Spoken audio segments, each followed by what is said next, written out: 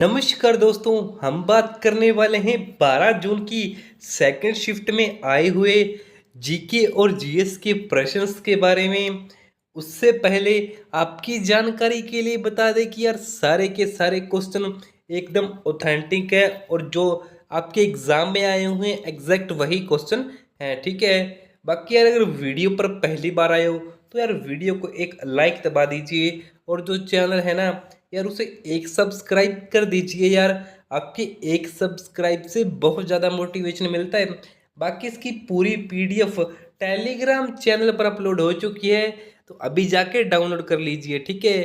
तो चलिए शुरू करते हैं गाइस। हमारा पहला क्वेश्चन है कि 51वां G7 शिखर सम्मेलन कहाँ आयोजित किया जाएगा, ठीक है। तो अपने अध्यक्षता वर्ष के भाग के रूप में कनाडा 12 से 14 मार्च 2025 तक चार्लेवोइकस क्यूबेक में G7 विदेश मंत्रियों की बैठक तथा 20 से 22 मई 2025 तक बेफ अल्बर्टा में G7 वित्त मंत्रियों और केंद्रीय बैंक गवर्नरों की बैठक की मेजबानी करेगा, ठीक है। तो इसकी जो राइट डेट है ना वो 12 से 14 मार्च है। इसके बाद एक क्वेश्चन आपका पूछा हुआ था कि बलात् श्रम और जबरन कार्य से संरक्षण संबंधित अनुच्छेद कौन सा है। तो भारतीय संविधान के अनुच्छेद 23 के तहत मानव के दुर्व्यवहार और बलात् श्रम का प्रतिषेध किया गया है। इस अनुच्छेद के अनुसार मानव तस्करी, बेगार और अन्य प्रकार के बलात् श्रम का कोई भी उल्लंघन कानून के अनुसार दंडनीय होगा, ठीक है। इसके बाद एक क्वेश्चन पूछा हुआ था कि एक धर्म एक ईश्वर का नारा किसने दिया। तो यह नारा श्री नारायण गुरु ने दिया। वे एक प्रसिद्ध सामाजिक सुधारक और संत थे जिन्होंने जातीय अन्याय के खिलाफ आवाज उठाई। उन्होंने एक नारा भी दिया कि एक जाति एक धर्म एक ईश्वर के रूप में व्यक्त किया गया, ठीक है। ये उनका एक नारा था। इसके बाद एक क्वेश्चन पूछा गया था कि जल का त्रिक बिंदु क्या है। तो जल का त्रिक बिंदु वह तापमान और दबाव होता है जिस पर जल अपनी तीनों अवस्थाओं यानी कि ठोस, तरल और गैस में एक साथ साम्यावस्था में रह सकता है। यह तापमान 273.16 केल्विन और दाब 6.11657 पास्कल में 6.11657 एम बार होता है, ठीक है। तो ये भी आपके क्वेश्चन पूछ रखा था। इसके बाद एक क्वेश्चन पूछा हुआ था कि हड़प्पा सभ्यता का मोहर किसका बना हुआ था। तो हड़प्पा सभ्यता का मोहर सेलखड़ी नाम के पत्थर से बना होता था। यह एक नरम पत्थर था जो नदी के तल में पाया जाता था। हड़प्पा सभ्यता में चौकोर आकार की मोहरें सबसे आम थी।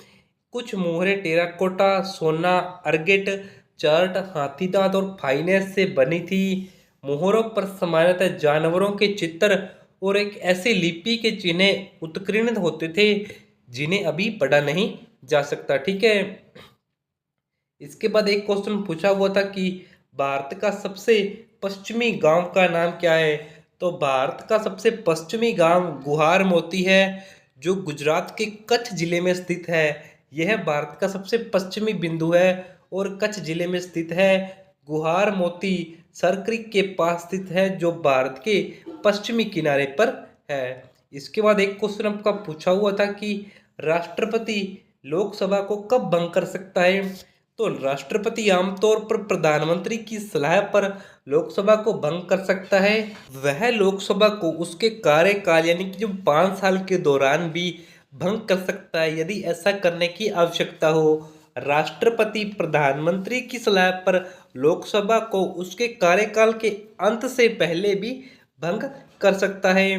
राष्ट्रपति के पास लोकसभा को भंग करने का अधिकार होता है, लेकिन यह अधिकार सामान्यतः मंत्रिपरिषद की सलाह पर प्रयोग किया जाता है। तो देख रहे हो संविधान की ब्यूटी यहाँ पर कि मंत्रिपरिषद में कौन है।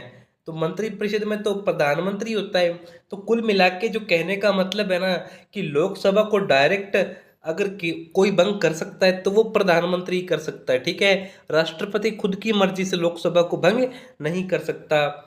भारतीय संविधान के अनुच्छेद 83 के 2 के अनुसार लोकसभा अपनी पहली बैठक के 5 साल के बाद स्वतः ही भंग हो जाती है यदि पहले भंग नहीं की गई, यानी इलेक्शन के टाइम लोकसभा भंग रहती है। इसके बाद एक क्वेश्चन पूछा हुआ था कि ऑपरेशन ब्रहा किससे संबंधित है? तो ऑपरेशन ब्रहा भारत द्वारा म्यांमार को मानवीय सहायता और आपदा राहत प्रदान करने के लिए शुरू किया गया है।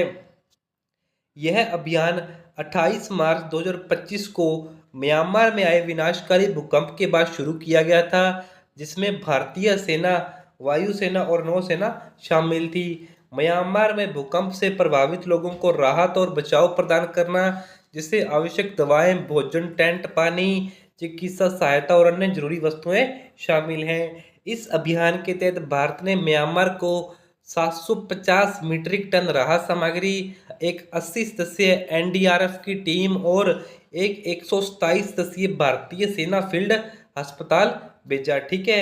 इसके बाद एक क्वेश्चन पूछा हुआ था कि पाक जल्द मरु मध्य किसको अलग करता है? तो यह एक जल्द मरु मध्य है जो भारत के तमिलनाडु राज्य और श्रीलंका के उत्तरी प्रांत को अलग करता है।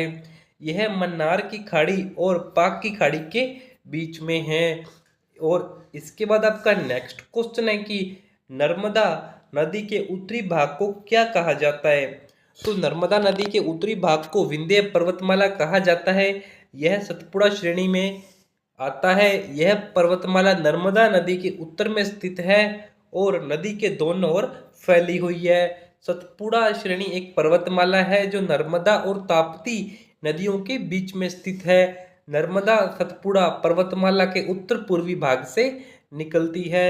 ठीक है। इसके बाद एक क्वेश्चन आपका पूछा हुआ था कि धन निकासन सिद्धांत किसने दिया? तो यह सिद्धांत दादा भाई नौरोजी ने दिया। उन्होंने 1901 में प्रकाशित अपनी पुस्तक poverty and un British rule in India में इस सिद्धांत का उजागर किया था। इस सिद्धांत का सार यह है कि ब्रिटिश शासन के दौरान भारत से ब्रिटेन को धन और संसाधनों का एक व्यवस्थित हस्तांतरण हुआ, जिसके परिणाम स्वरूप भारत की संपत्ति का नुकसान हुआ और दरिद्र हो गया। दादा भाई नौरोजी ने अपने सिद्धांत पर प्रकाश डाला कि कैसे ब्रिटिश सरकार ने भारत के संसाधनों का शोषण किया और उन्हें ब्रिटेन में स्थानांतरित किया, जिससे भारत को कोई भी लाभ नहीं हुआ। इसके बाद एक क्वेश्चन आपका पूछा हुआ था कि ब्रिटिश शासन में भारतीयों के लिए अंतरिम उच्च न्यायालय कौन सा था? तो ब्रिटिश शासन में भारतीयों के लिए अंतरिम उच्च न्यायालय प्रिवी काउंसिल था। यह लंदन में स्थित एक न्यायालय था जहां ब्रिटिश भारत से अपील मामलों पर सुनवाई होती थी। प्रिवी काउंसिल को 1833 में ब्रिटिश भारत से अंतिम अपील न्यायालय के रूप में स्थापित किया गया था।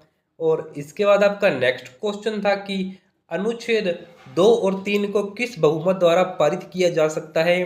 तो अनुच्छेद 2 और 3 को साधारण बहुमत से संशोधन किया जा सकता है। साधारण बहुमत का मतलब है कि सदन में अगर आपके पास 50% यानी कि 50% बहुमत है। अनुच्छेद 2 और 3 नए राज्यों के प्रवेश या स्थापना और नए राज्यों के गठन या मौजूदा राज्यों के क्षेत्रों, सीमाओं या नामों में परिवर्तन से संबंधित है। इन अनुच्छेदों को साधारण बहुमत से संशोधित किया जा सकता है, जिसका अर्थ है कि सदन में उपस्थित या और मतदान करने वालों में से 50% लोग आपके हक में वोट करने चाहिए।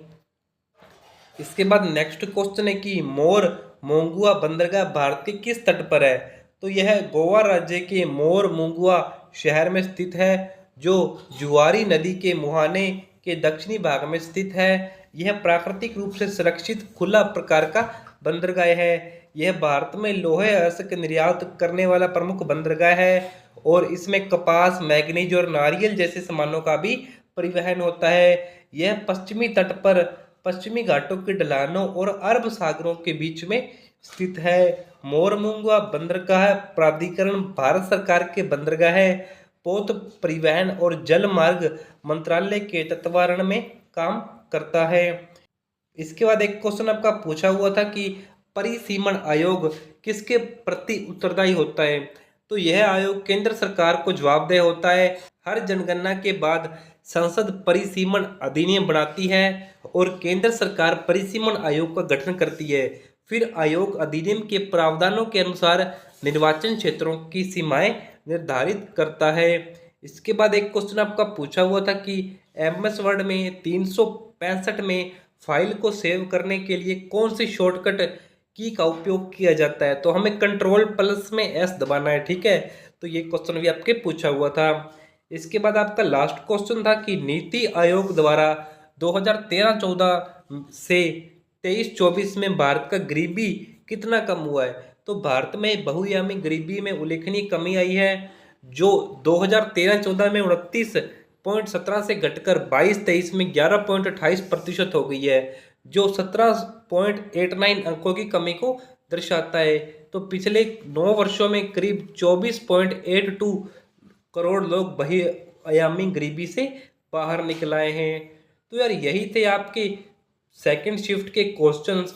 अगर आपको वीडियो अच्छी लगी तो यार वीडियो को एक लाइक दबा दीजिए, और जो चैनल है ना यार उसे सब्सक्राइब कर दीजिए। यार आपके एक सब्सक्राइब से बहुत ज़्यादा मोटिवेशन मिलता है। बाकी इसकी पूरी पीडीएफ टेलीग्राम चैनल पर अपलोड हो चुकी है, तो अभी जाके डाउनलोड कर लीजिएगा। और हाँ, सब्सक्राइब कर देना। Thank you.